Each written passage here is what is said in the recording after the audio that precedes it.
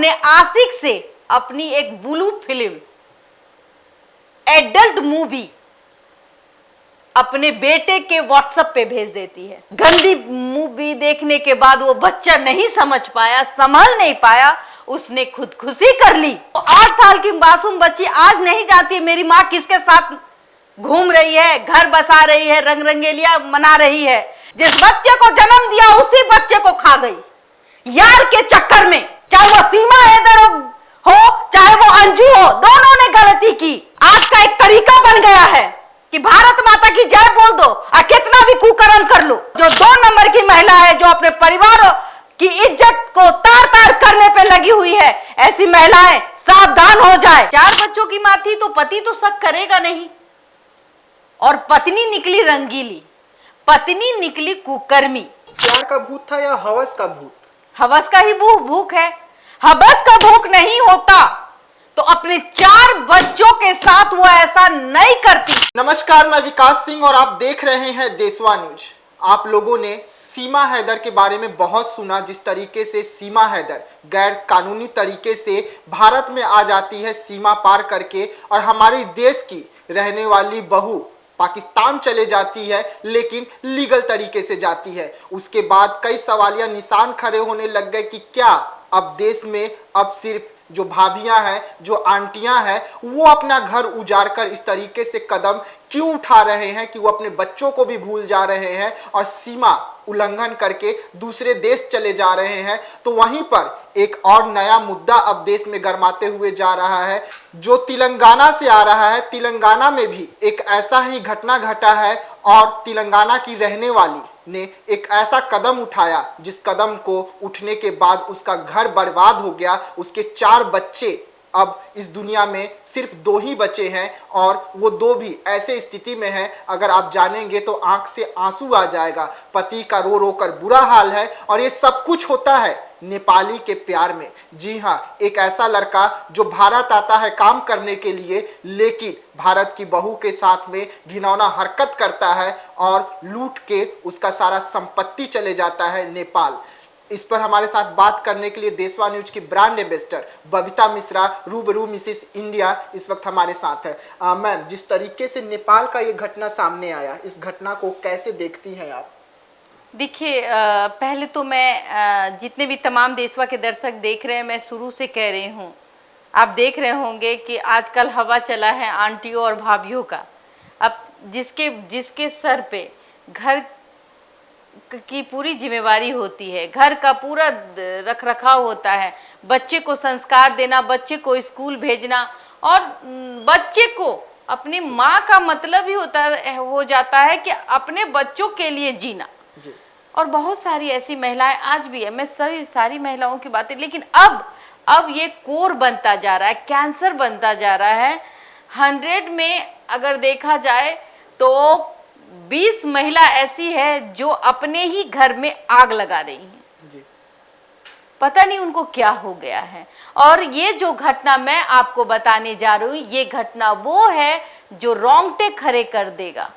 वो एक पति जो अपनी पत्नी पर इतना विश्वास करता है। बेचारे की एक मिठाई की दुकान थी, बहुत बड़ी मिठाई की दुकान थी तेलंगाना में, करीमनगर, तेलंगाना में ही करीमनगर है। मैं ये आपको इसलिए कह रही हूं कि तेलंगाना करीमनगर में एक श्री राम नाम का व्यक्ति है, वो एक बहुत अच्छा मिठाई का दुकान खोलता है। उसकी मिठाई की दुकान भी बहुत अच्छी चलती है, परिवार में 4 बच्चे होते हैं, खुशहाली जिंदगी होती है। एक पत्नी है जो घर चलाती है, बच्चों को देखती है, भरा पूरा परिवार, प्यारा परिवार। लेकिन एक दिन श्री राम को अचानक से लगता है कि वो फास्ट फूड का आइटम का दुकान क्यों ना खोल दे। उसके सामने एक जगह खाली है, तो उसने फेसबुक पे सिर्फ एक प्रचार कर दिया कि भाई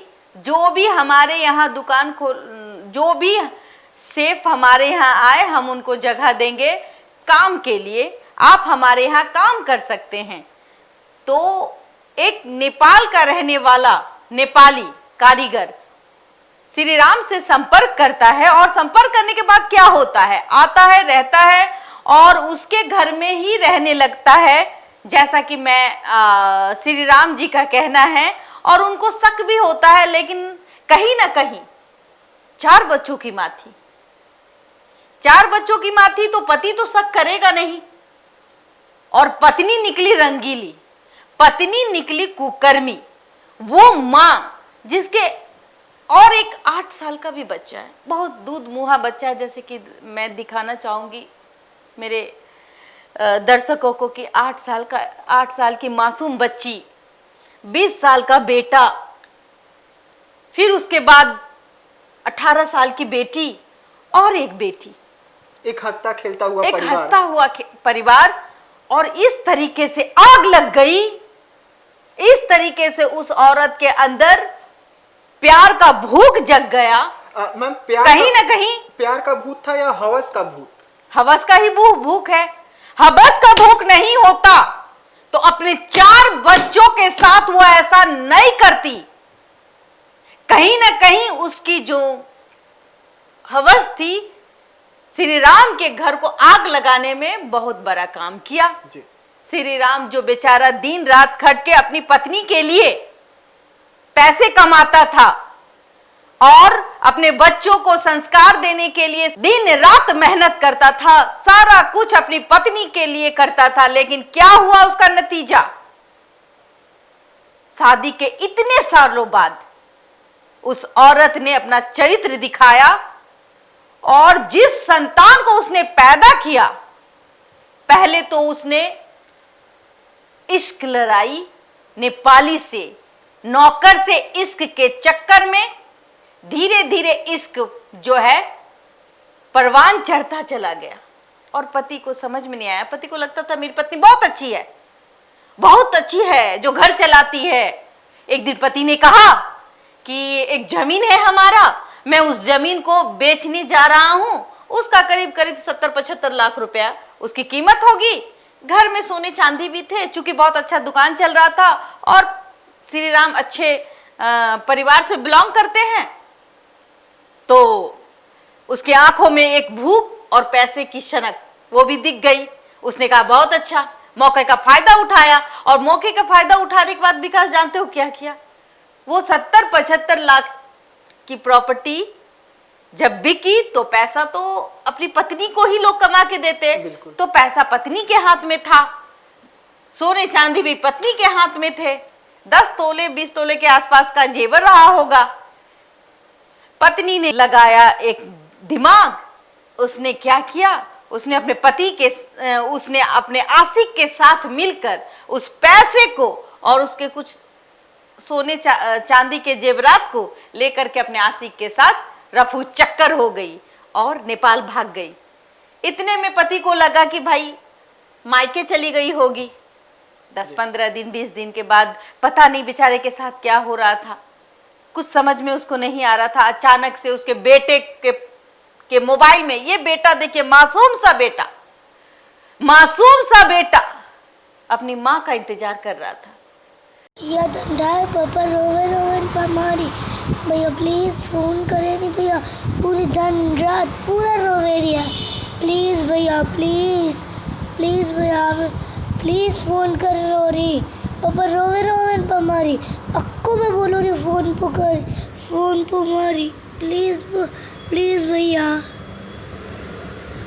फोन करे नहीं, दिन रात रोवे रिया है। और मां निर्लज, कविता नाम, निर्लज मां, उसने अपने बच्चे को मारने की एक साजिश रची, अपने आशिक से अपनी एक ब्लू फिल्म, एडल्ट मूवी अपने बेटे के व्हाट्सएप पे भेज देती है, जानबूझकर, ताकि हमारा परिवार बर्बाद हो जाए और फिर जो भी संपत्ति है मैं उसकी मालकिन बनूं और मेरा पति भी मर जाए, ये सब देख के।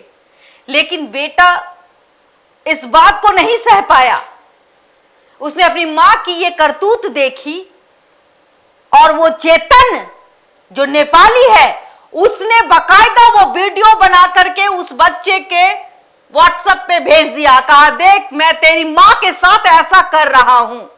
सोचिए कोई इज्जतदार बच्चा या इज्जतदार फैमिली अगर अपनी मां का एडल्ट मूवी देख ले, उसको कैसा लगेगा। गंदी मूवी देखने के बाद वो बच्चा नहीं समझ पाया, संभल नहीं पाया, उसने खुदकुशी कर ली और वो मर गया। बाप ये देखने के लिए कि मेरी पत्नी अभी तक नहीं आई है, कोई घर ढूंढ रहा था, इधर भटक रहा था, उधर भटक रहा था, लेकिन विकास भटकते भटकते जब उसको पता चला कि मेरा बेटा जहर खा लिया, वो तो टूट गया। फिर वो अपने बेटे के पास गया, उसने देखा उस वीडियो में कि उसकी पत्नी के साथ ये चेतन क्या कर रहा है और चेतन का ये गंदा वीडियो मेरे बच्चे को के व्हाट्सएप पे क्या कर रहा है। फिर उसने पुलिस के साथ बहुत सारी चीजों को पुलिस के सामने रखा। फिर इससे भी आप तो जानते हैं पुलिस प्रशासन कितनी सजग है इन सब मामलों में, कुछ नहीं हुआ। धीरे धीरे अपनी पत्नी को खोजने के लिए कि भाई आखिर में ऐसा क्या हो गया, पत्नी ने और एक इमोशनल ब्लैकमेल करने के लिए अपने पति को कहा कि मुझे बचा लो। तो और पति को लगा कि शायद कोई गड़बड़ हो गया होगा, देखे कहाँ है मेरी पत्नी। लेकिन फिर वही सातिराना हरकत उस माँ की, हवस की भूखी, वो चैतन्य के साथ फिर एक दिमाग लगाती है और अपनी 18 साल की बेटी उससे शिकार बनाने का काम करती है। समझने की जरूरत है। मैं आपको इसलिए बोल रही हूं, ये आपके भी घर के अगल बगल में हो सकता है। आप भी सतर्क रहें, आप भी समझें कि आपकी बीवी और कहीं असुरक्षित तो नहीं, आपके अगल बगल में कोई दुर्घटना तो नहीं घट रही है। वो 18 साल की बच्ची के साथ क्या होता है बताइए, मैं बताती हूं आपको वो क्या होता है। वो अब उस बच्ची को शिकार करना चाहता है, वो हैवान भेड़िया जिसका नाम चैतन्य है, नेपाली चैतन्य। उसने यहाँ पर जिस तरीके से उसने पहले बड़े बेटे को मौत का घाट उतारा साजिशन रचकर, वैसे ही वो अब लड़की को साजिश रचकर उसे भी रास्ते से हटाना चाहता है। बिल्कुल। और उसने फिर चेतन नेपाली ने उस लड़की को मैसेज किया कि मैं तेरी माँ के साथ ऐसा करता हूं, तू कर, नहीं तो फिर मैं तुझे बदनाम कर दूंगा। आप समझ सकते हैं कि 18 साल की बच्ची के पास कितना माइंड डेवलप होता है। वो बच्ची डर गई, किसी से कुछ नहीं कही। उसने कहा मेरी मम्मी को छोड़ दो, लेकिन भाई मम्मी की ही तो साजिश थी। फिर उसने एक वीडियो भेजा, वही वीडियो जो बेटा को भेजा गया था, वही वीडियो बेटी के भी व्हाट्सएप पे जाता है। और वो बेटी जब देखती है अपनी माँ की वो गंदी वीडियो को, तो पता है क्या होता है, उसे बर्दाश्त नहीं होता है। वो कहता है कि अगर तुम मेरे साथ, चैतन्य वो कहता है नेपाली कि तुम मेरे साथ 18 साल की बच्ची के साथ कि तुम मेरे साथ नहीं सोई, तो ये वीडियो मैं तुम्हारी माँ का पूरे लोगों तक घुमा दूंगा। उस बच्ची को पता नहीं होता है कि उसकी माँ भी उस घटिया हरकत में शामिल है। उस बच्ची वो कहती है कि नहीं मेरी माँ को कुछ मत करना, लेकिन वो बच्ची नहीं समझ पाती। वो बच्ची कहती है कि नहीं मैं जीते जी मर जाऊंगी, मैं आपकी बात को नहीं मानूंगी। और नेपाली की बात को वो ना मानते हुए जब उसने वो अपनी माँ की वीडियो देखी नेपाली चेतन के साथ, तो उसको बर्दाश्त नहीं हुआ और उस बच्ची ने क्या किया विकास जी, रूह खरा हो जाएगा, उसने एसिड पी लिया। ये करीमनगर तेलंगाना की घटना है। सोचिए 2 बच्चे तत्काल इस दुनिया से, एक बच्चे तो चले गए उसके, और एक बच्चे आजकल में भगवान भरोसे, क्योंकि उस बच्ची ने एसिड पी लिया है। एसिड पीने का मतलब है पूरे शरीर का जो उसका दशा है, उस वीडियो में मैं दिखा दूंगी आपको, तरस आ जाएगा। वो आज न कल इतने पैसे उसके पास अब नहीं रहे कि अपनी बच्ची का इलाज करा पाए। श्री राम, एक बुजुर्ग इंसान, एक अधेड़ इंसान, वो कैसे इस परिस्थिति का सामना कर पा रहा है। एक 8 साल की मासूम बच्ची है विकास, वो 8 साल की मासूम बच्ची आज नहीं जानती मेरी माँ किसके साथ घूम रही है, घर बसा रही है, रंग रंगेलियां मना रही है, लेकिन वो 8 साल की बच्ची ऐसे बोलती है, माँ कहाँ हो, आ जाओ। क्योंकि उसको पता ही नहीं है कि उसकी माँ तो डाइन निकली, उसकी माँ तो उल्टा निकली। जिस बच्चे को जन्म दिया उसी बच्चे को खा गई यार के चक्कर में। क्या हो गया है, क्या हो गया है इंडिया में? कुछ महिलाओं के कारण सारी महिलाएं अपने आप को अपमानित महसूस करती है। आपने देखा होगा सीमा हैदर को, कुछ लोग हैं, मैं उसको हिंदू नहीं बोलूंगी, मैं कहती हूं मैं जय श्री राम, जय श्री राम, मैं सच्ची सनातनी हूं। लेकिन जो दोहरा व्यवहार चरित्र का जो हिंदू है, वो दूसरे की घर की औरत को देखता है और उसको कहता है भाभी, चाहे वो सीमा हैदर हो चाहे वो अंजू हो, दोनों ने गलती की। एक ने लीगल तरीके से जाके पाकिस्तान में घर बसाया, अपने पति और बच्चे को रोड पे छोड़ दिया, अपने पति और बच्चे के साथ अन्याय किया, और दूसरा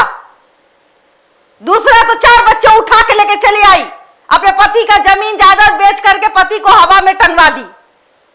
और भारत माता की जय, ये आज का एक तरीका बन गया है कि भारत माता की जय बोल दो और कितना भी कुकर्म कर लो। सोचने की जरूरत है कि उस नेपाली ने उस परिवार को जीते जी मार दिया, उस अधेड़ व्यक्ति को जीते जी मार दिया, उसके दुकान बंद हो गए, वो भटक रहा है, आज भी इंसाफ के लिए दौड़ रहा है और इंसाफ उसको नहीं मिल पा रही है। तेलंगाना के कमिश्नर साहब को जब हमने फोन किया तो उन्होंने मुझे रिस्पांस दिया। उन्होंने 6 महीने के बाद उसका एफआईआर दर्ज होता है, 4 या 5 महीने के करीब करीब की ये घटना है। और 4-5 महीने के बाद जब वो आदमी हमारे चैनल में गुहार लगाता है तो मैं पर्सनली फोन करती हूं वहां के कमिश्नर साहब को, मैसेज करती हूं और मैं सारी बातों से अवगत करवाती हूं ये करीमनगर का घटना है। और तुरंत वहां के तेलंगाना के कमिश्नर साहब हमें आश्वासन देते हैं और कहते हैं, वो खुद कॉल करके कहते हैं, व्हाट्सएप कॉल करके, कि मैम मैं बहुत जल्द जो इनके साथ बुरा हुआ है इन पे कार्रवाई करवाऊंगा। और ये चीज मुझे दिखा और कहीं ना कहीं एफआईआर दर्ज हो जाती है। बात यहाँ एफआईआर दर्ज की नहीं है, बात वो महिला की है।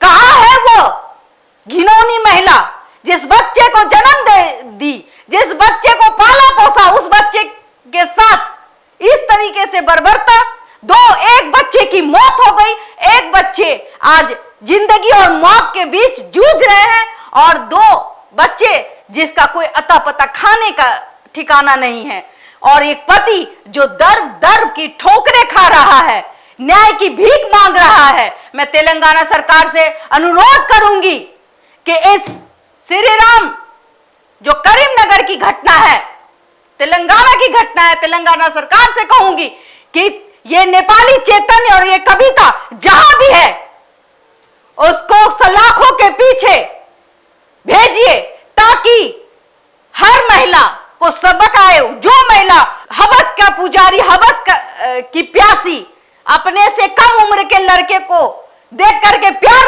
समझती है और अपना घर में आग लगा देती है, अपने बच्चों को मार देती है, ऐसी महिलाओं के साथ भी फांसी की सजा होनी चाहिए, ऐसी महिलाओं को फांसी मिलनी चाहिए। तो और उस पर जल्द एक्शन होना चाहिए। क्यों?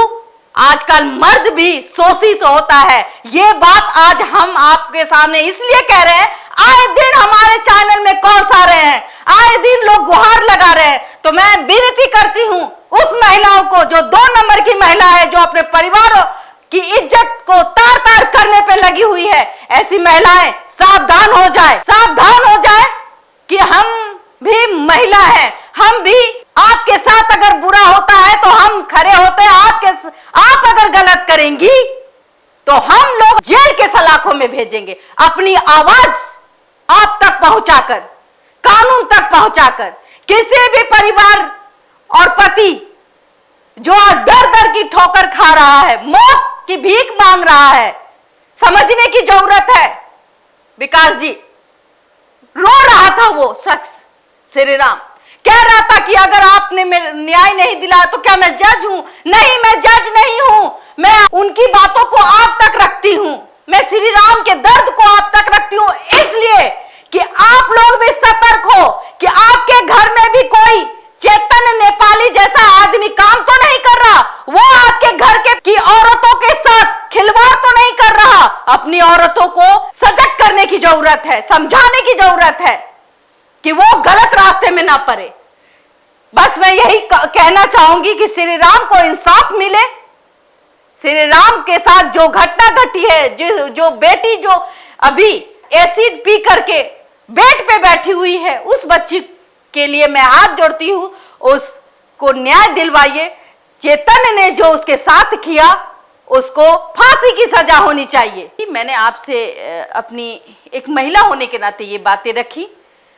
अब मैं कुछ बोल नहीं पा रही हूँ क्योंकि बहुत दर्द होता है इन सब बातों को। जी हाँ, तो आप सुन रहे थे बबीता मिश्रा जी को, जो देशवा न्यूज की ब्रांड एम्बेसडर और रूबरू मिसिस इंडिया रह चुके हैं और ऐसे तमाम मुद्दों को जोर शोर से उठाते हैं जो मुद्दा देश हित में हो और जो मुद्दा आम लोगों से जुड़ा हुआ हो। और इसी मामले में जिस तरीके से कविता रानी ने एक कदम उठाया जिसके बाद उनका पूरा का पूरा घर बर्बाद हो गया, तो सोचने वाली बात है कि आखिरकार हमारे समाज में और हमारे देश में ऐसी घटनाएं क्यों बढ़ते जा रही है, क्यों महिलाएं अपने घर की चौखट लांघ करके घरों से बाहर निकल रही है, ना अपने पति के बारे में सोच रहे हैं और ना ही अपने बच्चों के बारे में। और आए दिन ऐसे खबरें भी निकल रही है, चाहे वो बिहार की हो या किसी अन्य राज्य की हो। तो सोचिए और समझिए कि आपके घर में भी कोई ऐसा लड़का तो नहीं है या कोई ऐसा अपराधी तो नहीं है जो आपके बहन बेटी या आपकी बीवी पर गलत नजर रखा हुआ हो। फिलहाल देशवा न्यूज में इतना ही। देश दुनिया की तमाम खबरों के लिए बने रहिएगा देशवा न्यूज में। तब तक के लिए मुझे दीजिए इजाजत। धन्यवाद। सिर्फ खबर दिखाना देशवा न्यूज का मकसद नहीं, देशवा न्यूज की कोशिश है कि समाज की सूरत बदलनी चाहिए। देशवा न्यूज पर वीडियो देखने के लिए लाइक करें, सब्सक्राइब करें, साथ ही बेल आइकन दबाना न भूलें।